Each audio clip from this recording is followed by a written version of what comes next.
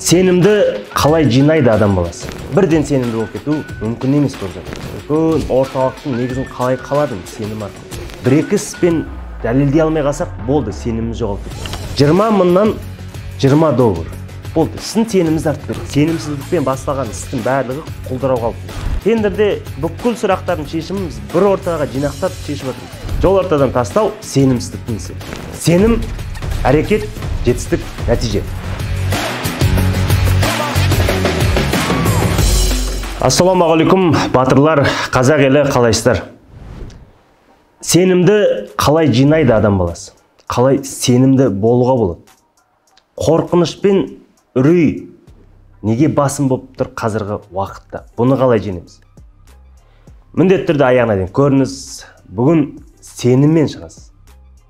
Сенім деген өзі аз-аздан жиналатын нәрсе. Бірден сенімді болып кету мүмкін емес көп жағдайда. Өз басым Алматы қаласынан 2013 жылы кететін кезде сенімді толықтай жойып тастадым десе де болады. Басар тауым баратын жерім болмаған кезде сенімде қалмады. Ойының барлығы проблемада тұрған кезде адамда сенім болмайды. Сенім қалай келеді? Бұл сенімді қалай жинадым? Үлкен орталықтың негізін қалай қаладым? Сенім арқылы. Сенім деген кез келген есіктің кілті, сейфтің коды. Өйткені сеніммен жасалған істің барлығы, сеніммен жасалған әрекет, нәтиже, жетістік. Міндетті түрде әрекет, жетістік, нәтиже шығарады. Кез келген сенім бұл мүмкіндік береді. Бұл дегеніміз түйсікті шыңдау десе де болады. Сіздің түйсігіңіз әр кезде сізге дұрыс бағыт ұсынады, бірақ біз тыңдамай, сеніміміз басқа біреудің сөзіне ілесіп кетеді. Біреу қоя сал десе қоя саламыз, тастай сал десе тастай саламыз. Құмаш десе болды, қайтып қаламыз. Бір-екі іспен дәлелдей алмай қалсақ, болды, сеніміміз жоғалып кетіп жатыр. Сенім деген шынымен де бұл шыңдалу керек. Бұл әр кезде қайралып тұру керек. Өйткені қазіргі ақпараттық заман адамды қорқытады.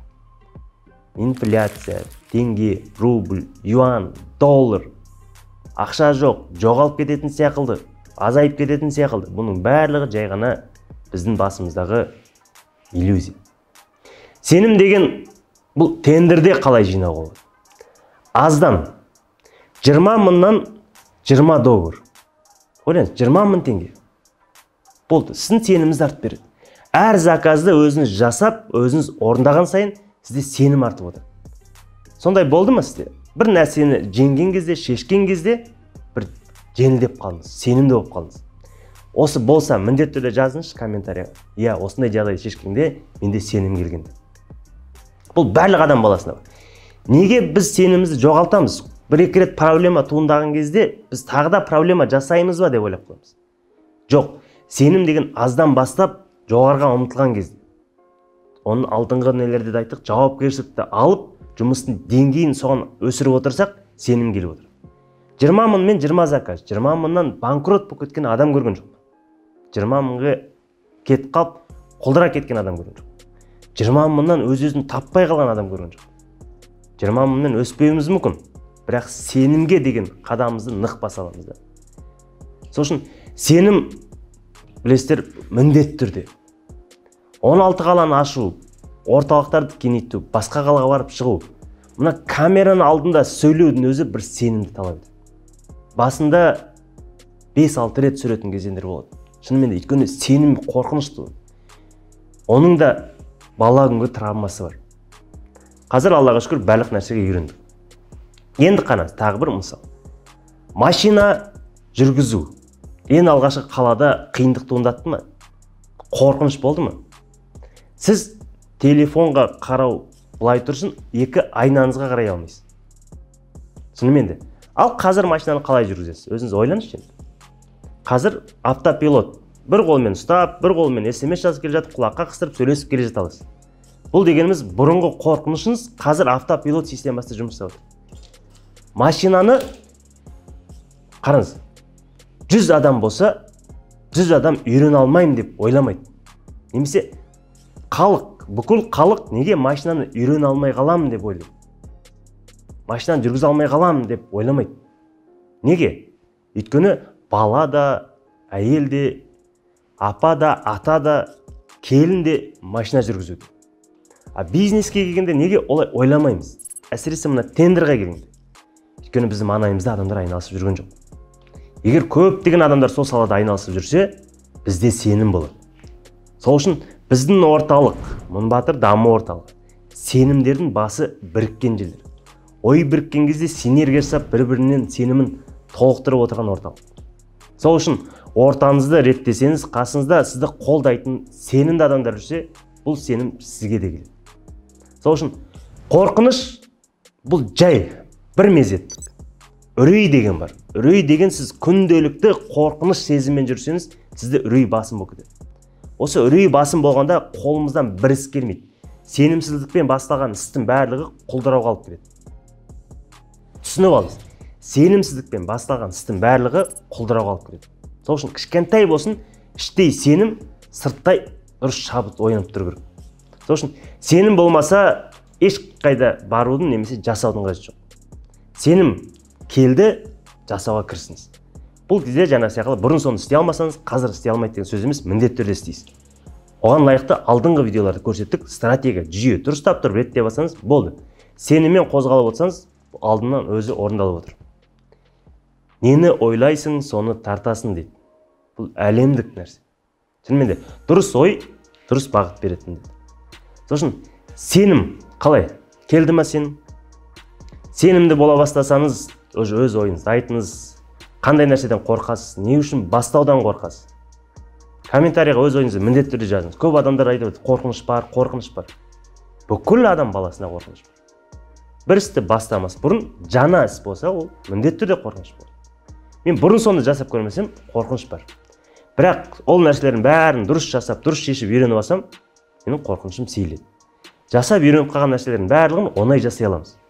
Сол үшін алғашқы сезім бұл қорқыныш, одан кейін үрейге түсіп кетеді. Осы кезде өмір былай қалядан қаляға, батпақтан батпаққа түсіре береді. Сол үшін сенім бұл қандай жауабын алмасын, аяғына дейін апаратындай сеніміңіз болса болды, сіздің қолыңыздан келіп тұр. Жол ортадан тастау сенімсіздіктің ісі. Нәтиже шықпай қалады деп ойласаңыз, сенімсіздіктің ісі. Өзімнің цитатам бар, көптеген адамдар бір жерден ақша тауып жатса, сол жерден мен таба алмасам, менде бір нәрсе дұрыс емес, немесе сенім жоқ. Сол үшін көрсеңіз, білсеңіз, адамдар тауып жатқанын байқасаңыз, ол жерге міндетті түрде кіріңіз, сізде табу мүмкіндігіңіз бар. Бұл тендерде триллиондаған ақша бөлініп жатқан жерден 1 миллион теңге таппау мүмкін емес. Егер сенім ғана болмаса, сенім болса, бұл мүмкіндіктер еселеніп келе береді. Өйткені көп жағдайда біз біреу жасаса, мен жасай алмаймын, немесе менің қолымнан келмесе, істей алмайын деп ойлаймын. Серіктеспен сенім құрайтын кезеңдер болады. Сіз жасай алмайсыз, жасайтын серіктес таптыңыз. Ортада біріккен кезде бір нәрсені істеп алдыңыз, доляны бөлісіп алдыңыз. Болды. Сіз арқылы ол басқа мәселе шешіп алды, ол арқылы сіз басқа мәселе шешіп алдыңыз. Болды. Осындай кезде сенімдер жиналып отырады. Мүлдем түсінбейтін текст-спесті оқу деген бар. Текст-спес деген товардың мінездемелері. Мынаны түсінбесем, мен оқи алмаймын, немесе жасай алмаймын деген сөз емес. Оны жасап беретін, оқып беретін адамдар табылады. Вот сенім деген осынан жиналады да, мен ұсыныс ретінде өзімнің ойымды ашық артып, адамдармен бірге соны жасауға ұмтылып жүрсем, болды, сенім келіп тұр. Тендерде бүкіл сұрақтардың шешімін біз бір ортаға жинақтап шешіп жатырмыз. Болды, мәселеңіз шешіледі. Сіз жасайын деп жүрген проблеманы біреу жасап қойған. Сіз алайын деп жатқан затыңызды біреу бұрын сонда алып қойған. Сіз енді кірейін деп жатқан жерге бұрын сонда біреу кіріп қойған. Тек қана бөлісу арқылы солармен информация алмасып, ортада өз-өзіңізді дамытасыз. Сенім келді ме? Сенім келсе міндетті түрде жазыңыз. Төменге өз номеріңізді тастаңыз. Тендерге қатысам, тендерде өсем, қасыма серіктес табам, осы ортада көгерем десеңіз, міндетті түрде кіріңіз. Сенім арқылы бірігіп, үлкен синергия жасап, үлкен орталықтарды бірге құрамыз. Бізге сенімдер керек. Сүйретіліп жүретіндер керек емес. Мыңбатыр сүйретілетіндердің ортасымыз. Бірге ілесіп, бір-бірін қолдап отыратын, артынан демеп отыратындардың ортасы. Аман болыңыз, сенімді болыңыз. Әр істе аяқты нық басып үйреніңіз. Болды, нәтижесін күтіңіз. Сенім, әрекет, жетістік, нәтиже. Сенім, әрекет, жетістік, нәтиже. Міндетті түрде шығады. Болды, тек қана сенім, басқа нәрсе жоқ. Ақша, дүние, басқа нәрсе табылады. Бірінші сенім, сіз инвесторды табасыз. Сенім, қасыңызға дұрыс серіктес табасыз. Сенім арқылы қасымызға дұрыс командада жинай аламыз. Жалғыз жасау мүмкін емес. Аллаға шүкір, біздің сағат санап өсуіміздің негізгі себебі де біздің команданың сенімі. Бір-бірімізге берген сенім. Аман болыңыз, өсіңіз, өркендеңіз, сенімді күнде сағат санап жинаңыз. Сенімді болайық, әр қазағым сенімді болса, алынбайтын қамал жоқ. Амандықта, кездескенше.